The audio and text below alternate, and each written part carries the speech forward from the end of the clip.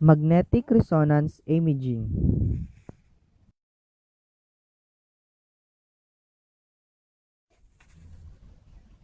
The main advantage of MRI scans are it does not involve exposure to radiation, so they can be safely used in people who might be particularly vulnerable to the effects of radiation, such as pregnant women, and babies, particularly useful for showing soft tissue structures such as ligaments and cartilage, and organs such as brain, heart, and eyes.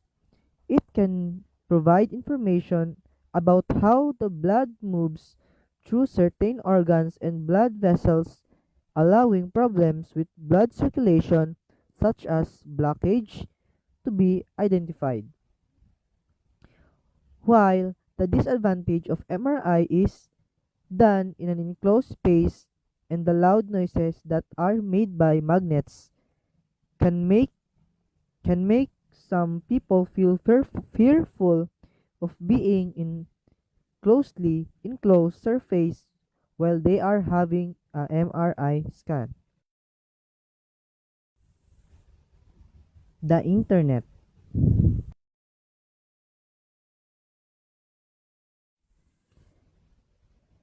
The main advantage of the internet is its the ability to connect billions of computers and devices to each other. Not only does the internet create convenience in sharing receiving information between users. Another advantage of the modern internet is its ability to automation. While the disadvantage of the internet was so risky, so people should be careful while using the internet for its drawbacks.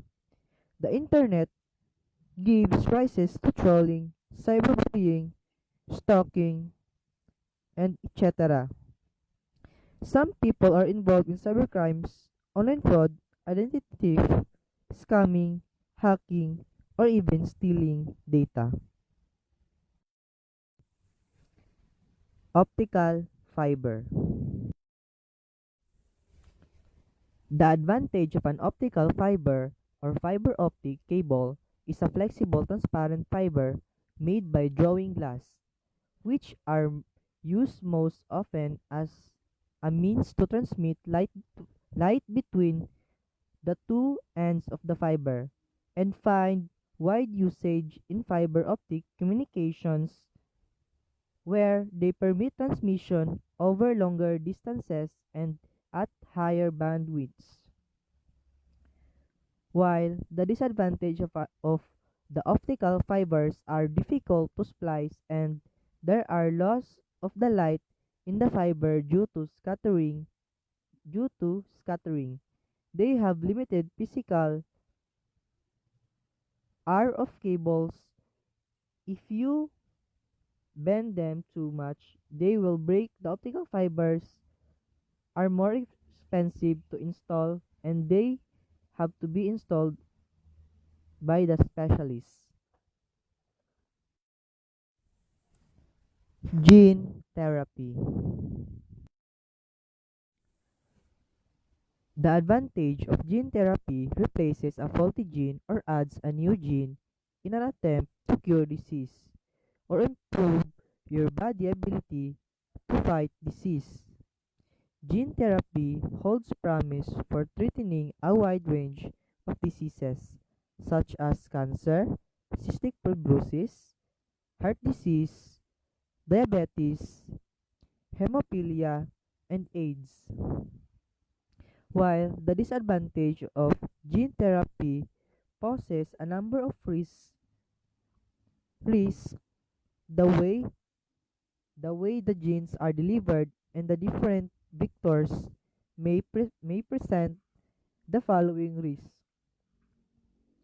DNA mutations.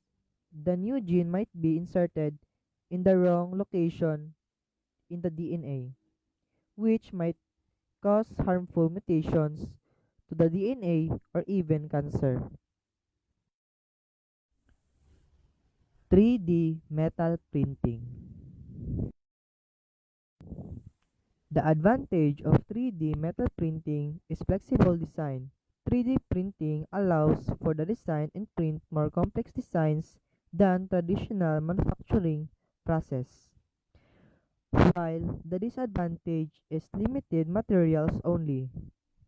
While 3D printing can create items in a selection of plastics and metals, the available selection of raw materials is not exhaustive. Artificial embryos. The advantage of artificial embryos is embryonic stem cells offers numerous medical possibilities. These cells are undifferentiated, allowing them to be used in all parts of the body, growing them the potential to cure hundreds of diseases with the use of all of the different cells that can be created from them.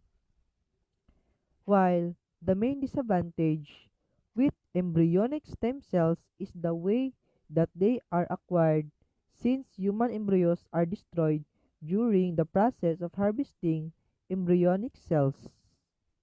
This makes the research unpopular with those that believe human life begins at conception and that this life is being destroyed. Cell-free fetal DNA testing. The advantage of cell-free fetal DNA testing is during prenatal cell-free DNA screening. DNA from the mother and fetus is extracted from a material blood sample and is screened for the increased chance of specific chromosome problems such as Down syndrome, trisomy, trisomy 13, and trisomy 18. This screening can also provide information about fetal sex.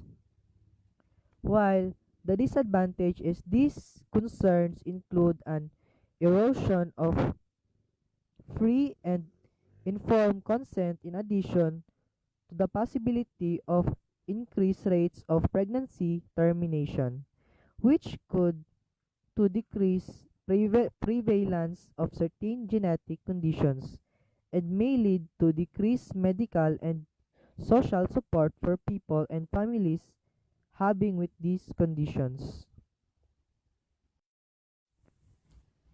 Cancer nanotherapy.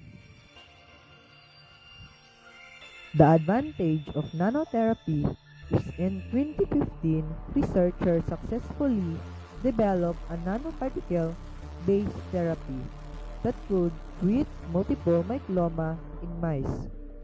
From the results, researchers were positive that this form of therapy can be used to treat cancer of the immune cells in the bone marrow in human beings.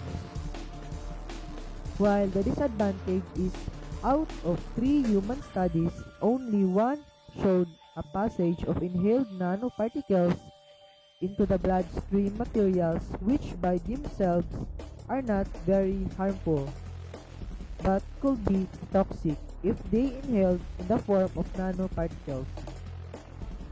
The effects inhaled nanoparticles in the body may include lung inflammation and heart problems.